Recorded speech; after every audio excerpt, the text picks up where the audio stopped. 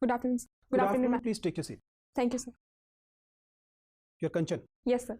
Kanchan, I want you to introduce yourself to the board members. Sir, I'm from Haryana. I've done my early education from Haryana only. After that, I came to Delhi for my graduation, law graduation. I did it from National University, Delhi. Last time, this is my second attempt at the UPSC.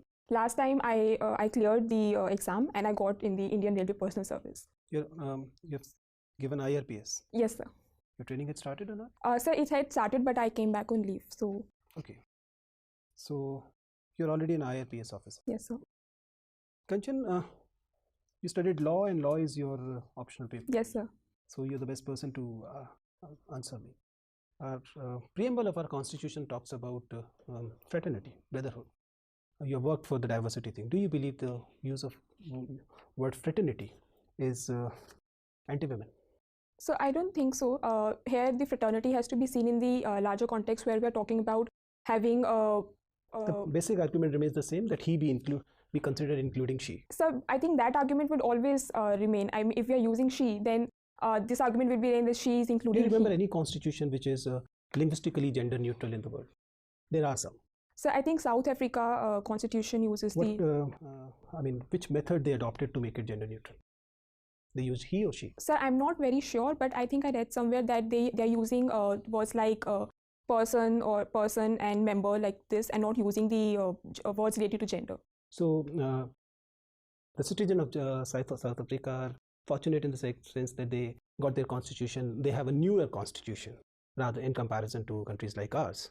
So do you believe that it's time to have a gender audit of the language of the constitution and other legal documents, or you believe another couple of decades we can wait? So I think with respect to constitution, one can argue that there might be some problem with the gender, I think, but we have to see the larger spirit of the constitution, which does not differentiate between men and women and gives equality to everyone irrespective of their gender. So I think can you mention a few the few articles which mentions women as category? So there is Article 15, which gives the special provisions. Fine, you can keep skipping with. So apart from that, I think there are some articles in Directive Principle of State Policy where again the Constitution asks the state to make special provision for them. So apart from that, I'm not able to recollect any article which specifically talks of the word women. Article 243 for that matter? So I'm not able to recollect. I will go back and read about it. No problem.